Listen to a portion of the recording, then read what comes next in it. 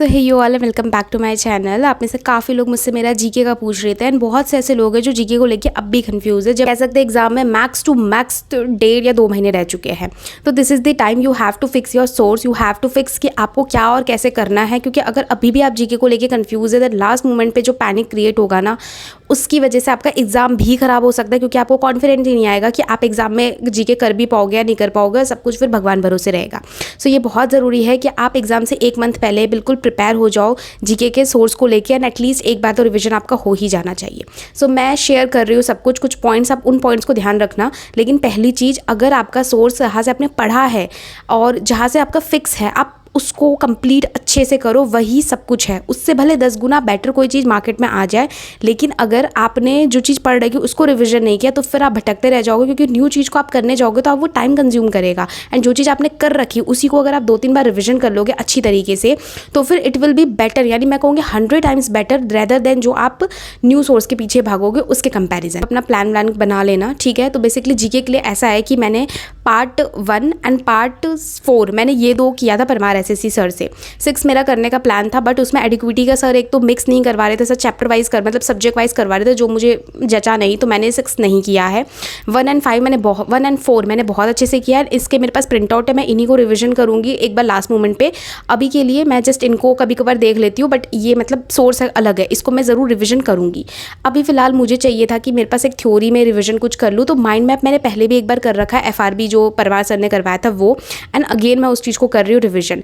इस बार थोड़ी सी मेरी स्ट्रैटेजी अलग है। इससे पहले प्रीवियस ईयर तक मैं ओनली थ्योरी करती थी, एंड उसी भरोसे मैं एग्जाम देके आती थी। जीके हो भी जाता था क्योंकि पहले डायरेक्ट क्वेश्चन आते थे, बट एडिक्विटी आने के बाद इसने काफ़ी ज़्यादा डीप थ्योरी के ऊपर ध्यान दिया है। प्लस में इसने स्टेटमेंट वाइज क्वेश्चन किए हैं।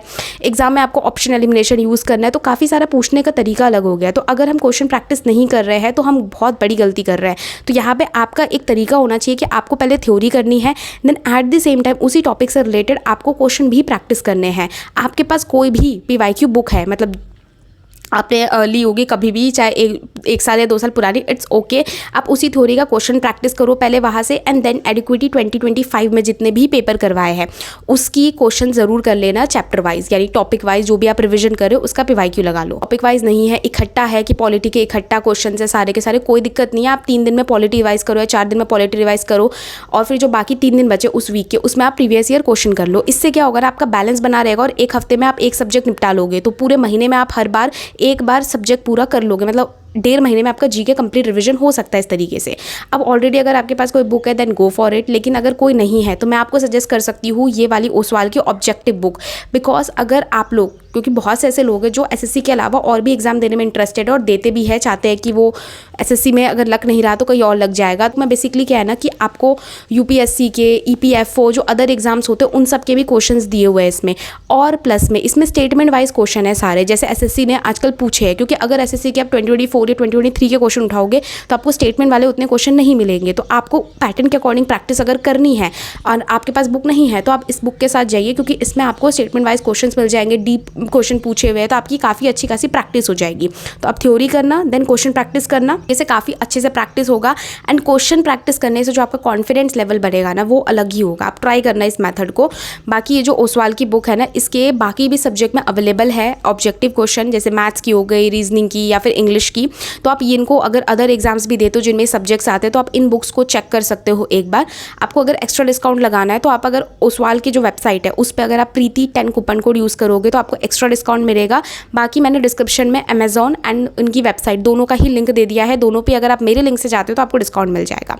तो आप चेक कर सकते हो बुक का। बचती है वो होता है एक आपका स्टैटिक जीके एंड दूसरा होता है करंट अफेयर। देखो स्टैटिक जीके के लिए मेरे पास खुद के नोट्स थे, बट प्रॉब्लम इस साल ये हो गया एडिक्विटी में कि ये काफ़ी डीप पूछने लग गई है, एंड इनका पूछने का थोड़ा सा स्टैटिक जीके को लेके पैटर्न चेंज हुआ है। तो मैं ये नहीं कह रही कि आपके पास जो पुराने नोट है वो वेस्ट हो गए, उसको तो आपको रिवीजन करना ही है। क्योंकि अगर आपको वो अच्छे से याद है तो आप ऑप्शन एलिमिनेशन से स्टैटिक जीके भी कर लोगे, लेकिन आपको 2025 में जो स्टैटिक जीके का पैटर्न है उस अकॉर्डिंग अगर चीज़ें पढ़नी, उस अकॉर्डिंग करना है, तो मैं तो सिद्धि प्रेप चैनल है, वहाँ पे कवर सीरीज चल रही है। आपकी मर्जी, आपको करना है तो आप कर सकते हो। मैं उससे कर रही हूँ स्टैटिक जीके बेसिकली, क्योंकि सर ये करवा रहे हैं जो पीवाईक्यू जो इस साल आए ना उसके अकॉर्डिंग ये थ्योरी भी रिवाइज करवा दे रहे हैं एंड क्वेश्चन की फॉर्म में ही करवा रहे हैं।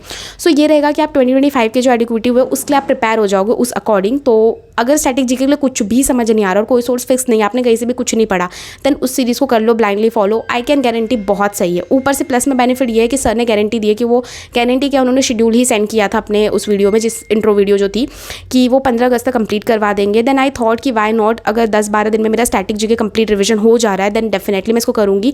एंड इसका जो PDF है वो एनोटेड PDF सर फ्री में शेयर कर दे रहे हैं, और जो शॉर्ट नोट्स वाला PDF है वो पेड है आई गेस 39 रुपीज़ का। तो अगर किसी को लेना है तो वो ले लेना। तो मैंने उसको ले लिया है एंड उसके मैंने नोट्स डाउनलोड करके अपने लैपटॉप में रख लिए। तो 15 अगस्त तक मैं सर के साथ ही डेली 2-2 घंटे दे रही हूँ स्टैटिक जीके को, एंड तुरंत उसी दिन रिवीजन कर रही हूँ। फिर 15 अगस्त के बाद मैं डेली एक टॉपिक रिवीजन करती रहूँगी, एटलीस्ट 3 टाइम्स मैं रिवीजन दे दूँगी स्टैटिक जीके को। तो मैनेज हो जाएगा। तो और स्टैटिक जीके मेरा हाथ से खत्म। थ्योरी मैंने बताई दी, मैं माइंड मैप से कर रही हूँ।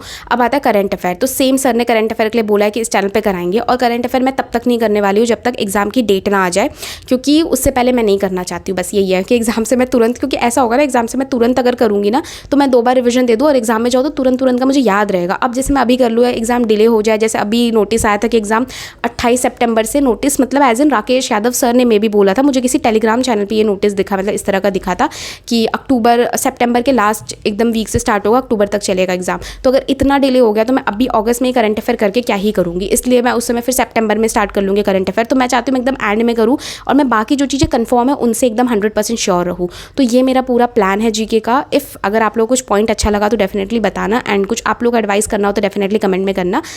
तो यही है कंप्लीट। तो करंट अफेयर मैं सितंबर में करूँगी। अब मैं वेट करूँ, सिद्धि प्रेप चैनल ही ने सर ने बोला है कि वो करंट अफेयर का कुछ ना कुछ कराएंगे, तो डेफिनेटली वहाँ से कर लूँगी।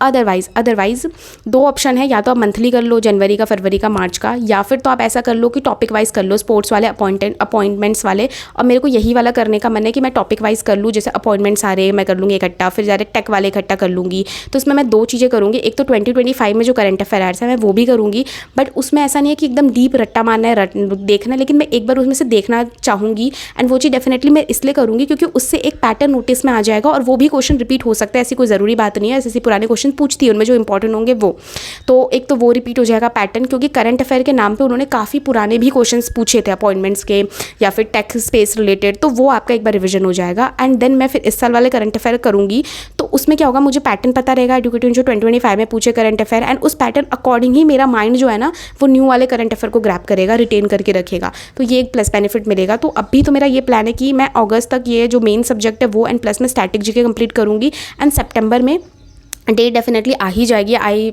100% श्योर। बाई चांस नहीं भी आती तो मैं सितंबर में करंट अफेयर करना धीरे धीरे स्टार्ट कर दूंगी। तो दिस इज़ माय प्लान। इसके अलावा मैं सेक्शनल मॉक तो लगा ही रही हूँ। बाकी जिनको नहीं पता उनको पता, मतलब मैं बता दूँ कि मेरा जो एक मॉक टेस्ट का ग्रुप है, पेड ग्रुप मैं रन करवा रही हूँ, जिसमें हम साथ में मिलकर मॉक टेस्ट देते हैं। तो हमने टेक्स्ट बुक का 70% मॉक दे दिया है, फुल मॉक। हमने इधर PYQ के नाम पर हमने सेक्शनल मॉक लगा लिए, इंग्लिश के एंड मैथ्स के कंप्लीट हो गए हमारा। अब हम GK स्टार्ट करने जा रहे हैं 11 अगस्त से। तो अब हम ऑली बोर्ड के वहाँ पर मॉक लगा रहे हैं, फुल मॉक। एंड 11 अगस्त से हम GK के मॉक लगाना सेक्शनल स्टार्ट कर रहे हैं। अभी हम स्टूडियो में एक रखेंगे, फिर बाद में हम धीरे धीरे इसको इंक्लूड करेंगे, मतलब और ज़्यादा। तो जिसको भी आप ज्वाइन करना है तो चाहे तो वो कर सकते हैं। आप इस QR दिख रहा होगा, आप इस पर डिटेल लेके ज्वाइन कर लेना। And that's it for this video. अगर मॉक ग्रुप के बारे में कोई ज़्यादा डिटेल चाहिए तो मुझे टेलीग्राम पे DM कर लेना, मैं बता दूँगी क्या है वो। And that's it for this video. मिलते हैं किसी अगली वीडियो में, तब तक के लिए बाय बाय।